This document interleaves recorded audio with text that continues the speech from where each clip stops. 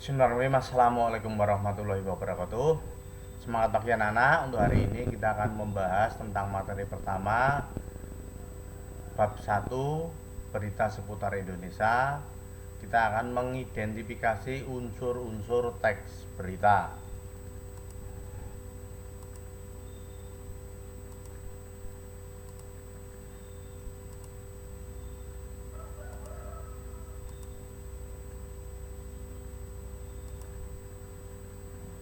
Semangat pagi anak-anak hebat.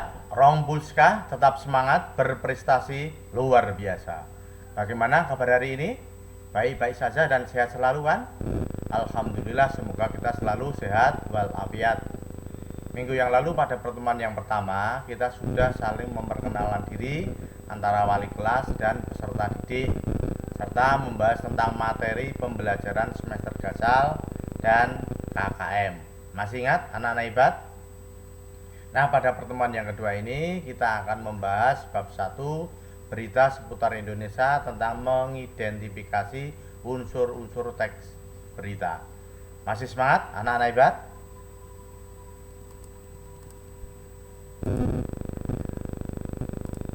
Bab 1, berita seputar Indonesia, KD 3.1, mengidentifikasi unsur-unsur teks berita. Jadi kita nanti akan menjelaskan atau menentukan unsur-unsur teks berita. Kegiatan 1.1, kalian bisa melihat pada buku paket halaman 2 bahwa berita itu informasi baru atau informasi mengenai sesuatu yang sedang terjadi, bisa lewat bentuk media cetak, siaran, internet, atau dari mulut ke mulut kepada orang ketiga atau orang banyak.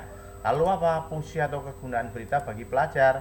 Bisa menambah wawasan di berbagai bidang, memperbaharui pengetahuan yang dimiliki, menjadi bahan pertimbangan dalam mengambil keputusan bila perlu, dan D, menjadi bahan referensi. E, menambah perbendaharaan kata dalam topik tertentu dalam sebuah berita. F, menjadi bahan pembanding untuk sebuah rumor atau berita palsu dan mendapatkan informasi baru. Kemudian menjadi bahan untuk mempelajari ilmu baru, menjadi sumber untuk tips dan trik terbaru, membantu meningkatkan kewaspadaan terhadap potensi ancaman yang sedang terjadi. 3, sumber-sumber informasi lisan adalah sumber informasi yang secara langsung diungkapkan dengan perkataan. Meliputi apa saja? Televisi, seminar, pidato, radio, wawancara, diskusi, lokakarya, bimbingan belajar, video pendidikan di internet, dan penjelasan yang didapat dari Bapak Ibu guru. Sumber informasi tulisan adalah sumber informasi yang diungkapkan secara tidak langsung dengan media kata atau tulisan. 4, kelebihan informasi yang disampaikan melalui televisi dibandingkan dengan radio adalah informasi yang disampaikan pada televisi dapat berupa gambar dan suara, sementara informasi pada radio hanya berupa suara saja. Nah, ini membuat informasi yang disampaikan lewat televisi lebih lengkap dan jelas. Dan 5, macam-macam informasi yang disampaikan melalui radio atau televisi mencakup kejadian yang sedang terjadi.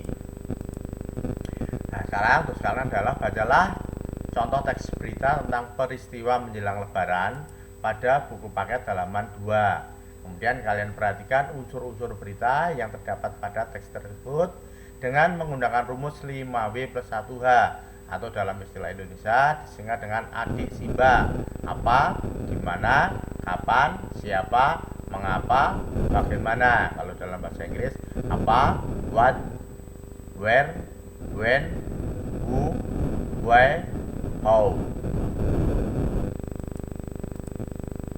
Unsur-unsur berita. Unsur-unsur berita seperti yang kita bahas tadi meliputi unsur 5W plus 1 atau adik Simba. Buat apa saja yang terkandung dalam berita, peristiwa apa yang sedang terjadi. Where, di mana peristiwa itu terjadi, tempatnya di mana.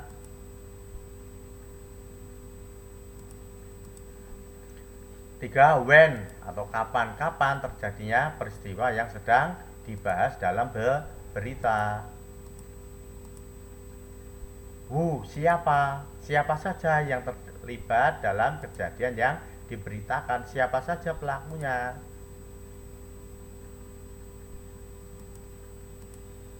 Why, mengapa? Mengapa peristiwa itu bisa terjadi? How, bagaimana? Bagaimana peristiwa tersebut bisa terjadi?